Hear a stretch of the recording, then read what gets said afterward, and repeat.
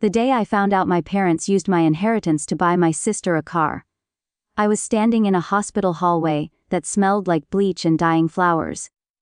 I remember staring at the floor, hearing my mom laugh on the phone, and realizing, right there, that my family never planned to give me anything at all. Stay with me.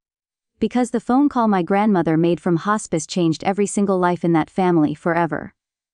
I was never the favorite. I learned that early. My sister, Leela, was sunshine in human form, loud, confident, always praised. I was the quiet one. The kid who did chores without being asked. The kid who got straight A's and didn't brag. The kid my parents described as independent, which was their polite way of saying, "We don't worry about you."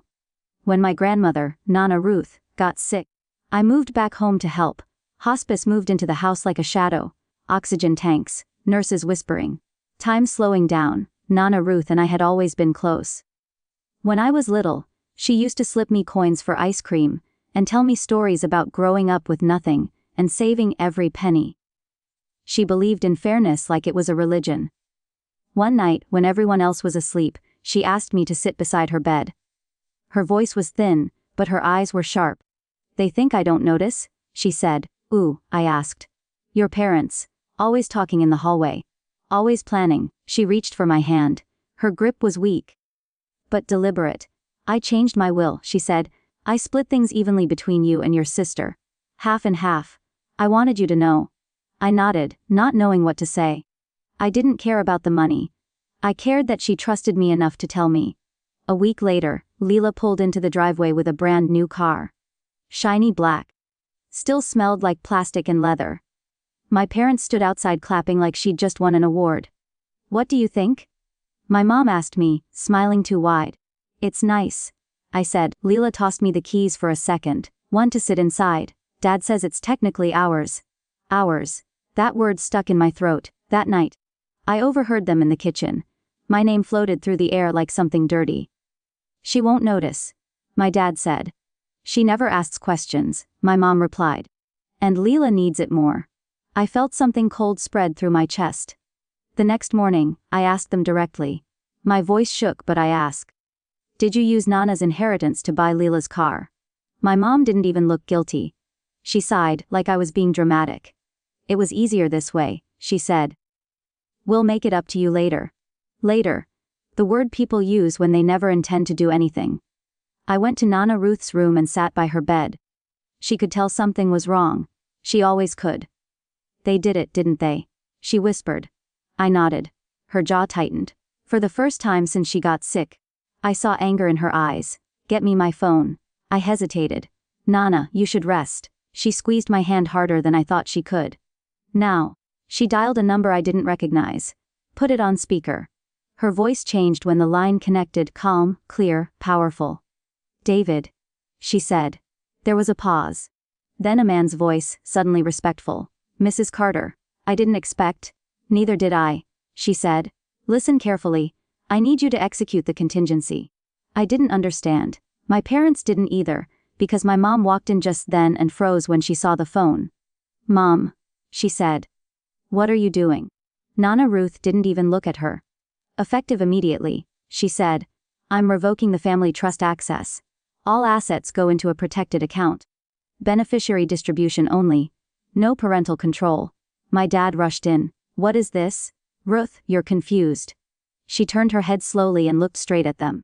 "No," she said. "I'm finally clear." Silence swallowed the room. The man on the phone said, "Understood. I'll file it today." My mom's face drained of color. "You can't do this." "I already did," Nana Ruth said. "And one more thing. The money you took for that car, consider it an advance. From Leela's share only." Leela walked in halfway through, smiling at her phone. When she realized what was happening, the smile faded. "What's going on?"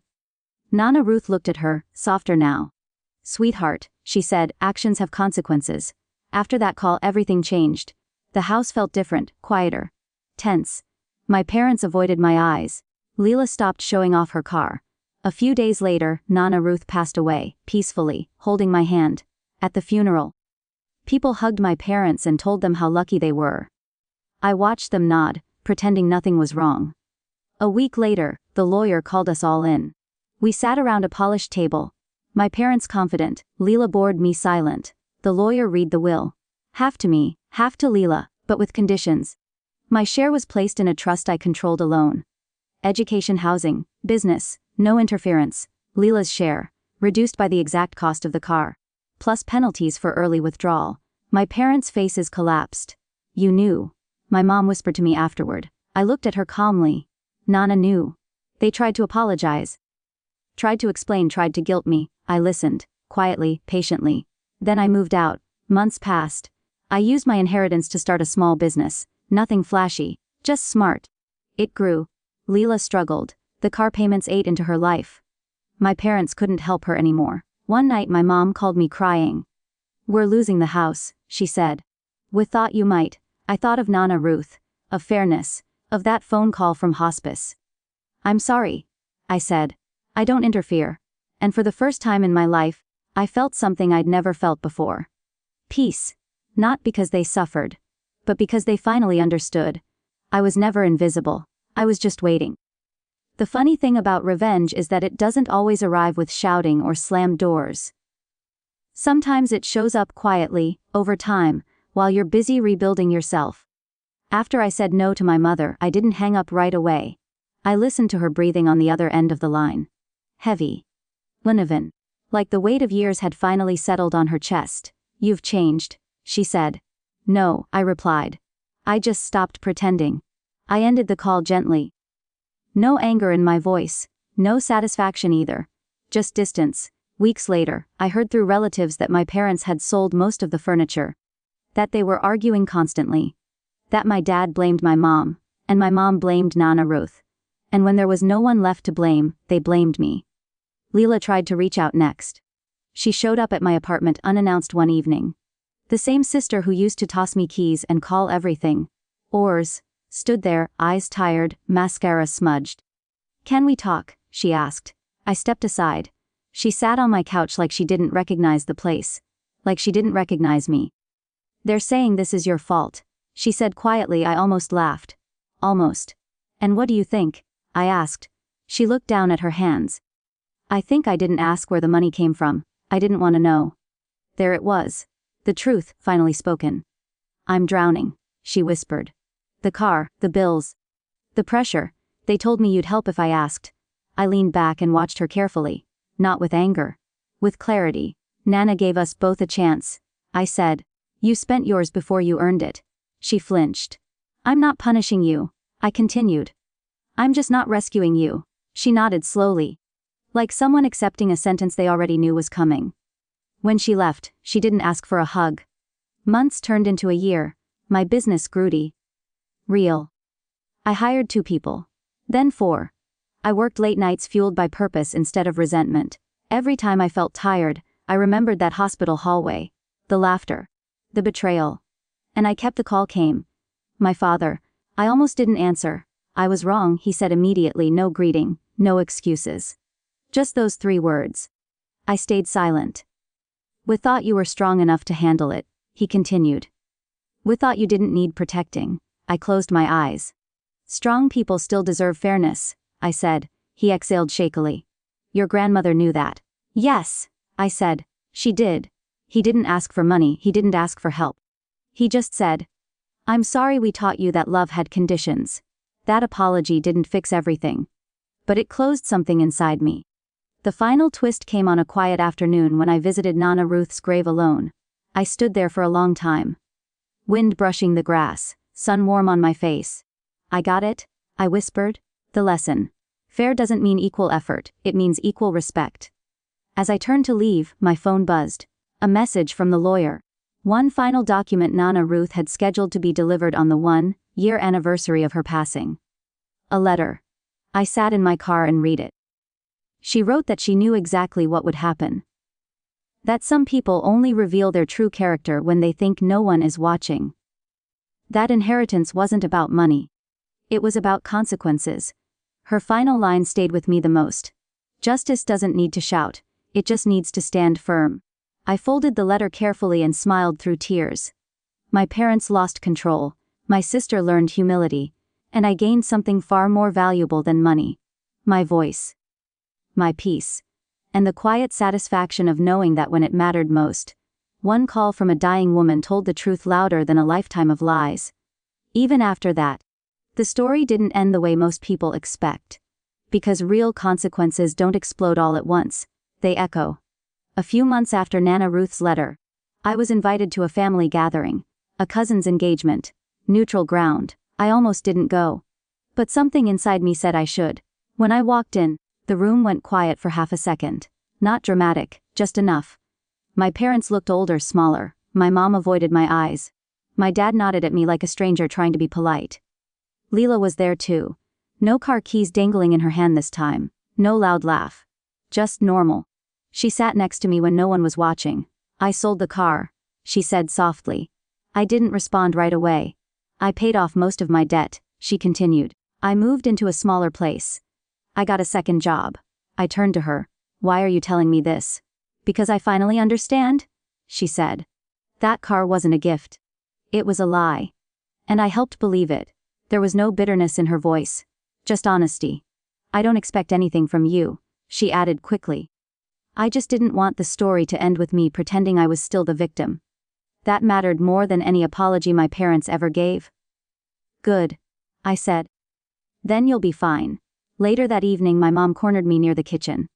You look confident, she said. I smiled slightly. I am, she hesitated. Your grandmother, she outsmarted all of us. No, I said calmly. She trusted me. The rest of you told on yourselves. That night, when I drove home, I realized something important. I wasn't angry anymore. The revenge had already happened, not because I took anything from them, but because they could no longer take anything from me. Time passed. Holidays became quieter. Conversations became more careful. My parents stopped making decisions for others. Leela stopped expecting shortcuts, and me. I lived clean, honest, untouchable. Sometimes people ask if I regret not helping more. If I regret letting my family struggle. I always think of Nana Ruth in that hospice bed. Weak body, sharp mind, one call. Perfect timing. She didn't scream. She didn't accuse. She didn't beg. She simply removed power from the wrong hands. And taught me how to do the same. Because the real inheritance she left me wasn't money. It was the knowledge that silence, patience, and timing will always defeat entitlement. And that when someone finally shows you who they are, you don't argue. You let karma answer the phone. There was one last moment I never told anyone about. It happened almost 2 years later. I was leaving my office late one evening when I saw a familiar car parked across the street. Old. Scratched. Nothing like the one Lila used to drive. My dad stepped out. He waited until I noticed him before walking over. I won't take much of your time, he said. I nodded and leaned against my car. He looked around, then back at me. Your mother and I finally paid off what we owed. We're renting now. Smaller place. Quiet? I didn't respond. We're not calling to ask for anything. He added quickly. I just needed you to know losing control changed us. Losing you scared us. I studied his face. The pride was gone. The certainty. In its place was something raw. You didn't lose me, I said. You just stopped owning me. His eyes filled but he didn't cry. I wish we'd learned that sooner, he said. So do I replied. He nodded. Stepped back and left without asking for forgiveness. That was the moment I knew the story was truly over. Not because everyone was healed. Not because everything was fair. But because the power had settled where it belonged. With me, Nana Ruth used to say something when I was a kid. I didn't understand it back then. People show their truth when money and fear enter the room. She was right. My parents showed theirs. My sister showed hers. And I showed mine, not through rage. Not through revenge, but through restraint. I didn't scream. I didn't expose them. I didn't destroy anyone. I simply stepped out of the role they wrote for me. And in doing that, I won everything. So when people ask me how my grandmother got revenge from a hospice bed with one phone call, I tell them this. She didn't punish anyone. She corrected the imbalance. She took the power away from those who abused it, and placed it in the hands of someone who never asked for it, but knew exactly how to use it. That was her final gift, and I carry it with me every single day. Years have passed now. Enough time that the anger feels distant. Like a scar you only notice when the weather changes. My life is stable. Quiet in the best way. I wake up knowing every decision I make is mine, no guilt. No fear of being overlooked. No waiting for permission. Sometimes, on slow mornings, I think about how close I was to becoming exactly what my parents expected. A silent backup plan. The responsible one who would always understand, always sacrifice, always forgive without accountability. If Nana Ruth hadn't made that call, I know how my story would have ended. I would have smiled at the car. I would have accepted excuses. I would have been told to wait. Again. And again. Until there was nothing left to wait for. That's what still sends a chill through me. People think revenge has to be loud to be real. They think justice needs witnesses. It doesn't. The most powerful revenge is when someone loses access to you, your money, your patience, your forgiveness, and realizes too late that those things were never guaranteed. My parents learned that. My sister learned that. And I learned something too. That love without respect is just control wearing a friendly face. Nana Ruth didn't save me with money. She saved me with timing. She waited until the truth exposed itself. She waited until they felt safe enough to be careless. And then, with one calm call from a hospice bed, she made sure the damage stopped with me. When I visit her grave now, I don't cry, I smile. Because I know she'd be proud, not of what I have, but of what I refuse to give away ever again. My silence, my self-worth, my future. That was the real inheritance. And it was never for sale. Life didn't suddenly become perfect after all that. Some wounds stay quiet, not healed, just no longer bleeding. Family gatherings became polite. Conversations stayed shallow. No one crossed lines anymore, because no one had the power to. My parents stopped making promises. My sister stopped expecting shortcuts, and I stopped explaining myself. That was the real shift, not money, not inheritance, control. Nana Ruth's voice still lives in my head sometimes. Calm, certain, unbreakable. One phone call from a hospice bed, no shouting, no threats. Just truth landing exactly where it had to. She didn't destroy anyone. She simply stopped the damage from continuing. And that's how I know I won. Not because they suffered, but because I no longer had to. I walked away with my dignity intact, my future protected, and my silence finally respected. This was my story. See you next story.